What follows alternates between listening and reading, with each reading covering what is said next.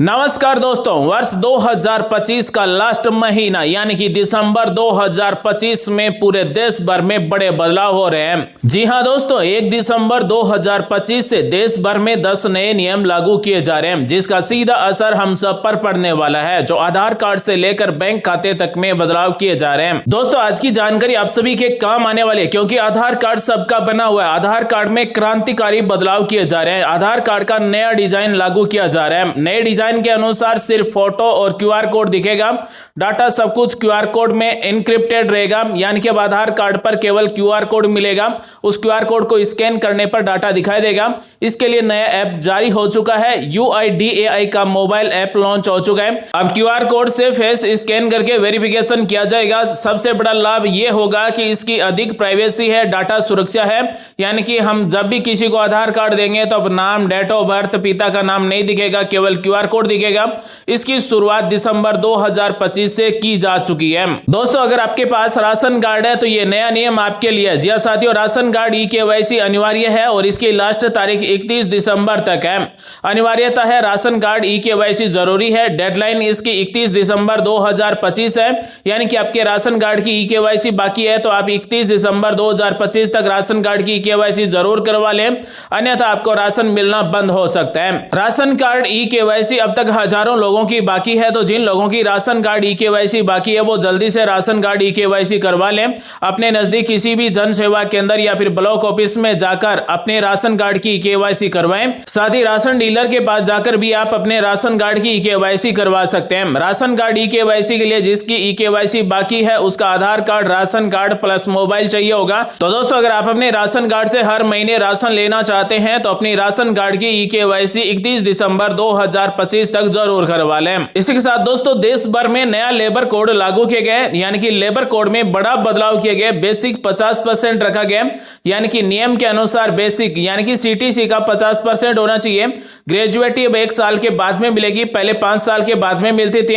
इसी के साथ ग्रेजुएटी 40% ज्यादा मिलेगी। साथ ही इसके लिए कौन पात्र है, तो परमानेंट और कॉन्ट्रैक्ट पर काम करने वाले सभी श्रमिक इसके लिए पात्र है। उदाहरण, CTC 10 लाख है तो बेसिक 5 लाख होना चाहिए। नए लेबर कोड के अनुसार भुगतान 30 दिन में होना चाहिए। अगर 30 दिन से ज्यादा देरी की जाती है तो देरी पर ब्याज दिया जाएगा। यूनिफाइड पेंशन स्कीम को लेकर बहुत बड़ा अपडेट है। यूनिफाइड पेंशन स्कीम की शुरुआत 24 जनवरी 2025 को हुई थी। इसका आखिरी दिन 30 नवंबर 2025 है। यूनिफाइड पेंशन स्कीम में सबसे बड़ा फायदा यह है कि इसमें टैक्स में छूट मिलती है, साथ ही बेहतर पेंशन मिलती है।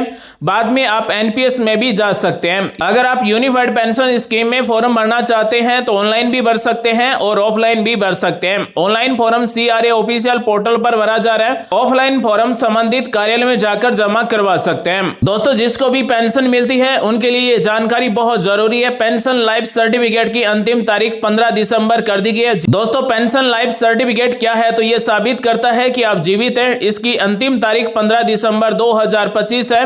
अगर आपका पेंशन लाइफ सर्टिफिकेट नहीं बनता है तो आपकी पेंशन रुक सकती है। तो दोस्तों, जिसको भी पेंशन मिलती है वो पेंशन लाइफ सर्टिफिकेट जरूर बनवा लें। डिजिटल है, यानी कि लाइफ सर्टिफिकेट ऑनलाइन बनता है। कहां पर बनता है? बैंक, ट्रेजरी, अपने नजदीक किसी भी अधिकृत केंद्र पर जाकर आप पेंशन लाइफ सर्टिफिकेट बनवा सकते हैं। अगला नियम हम सबके लिए। जी हां साथियों, अगर हमारे घर में LPG गैस कनेक्शन है तो 1 दिसंबर 2025 से LPG सिलेंडर की कीमतें निर्धारित की जाएगी, यानी कि 1 दिसंबर को नई कीमत घोषणा की जाएगी।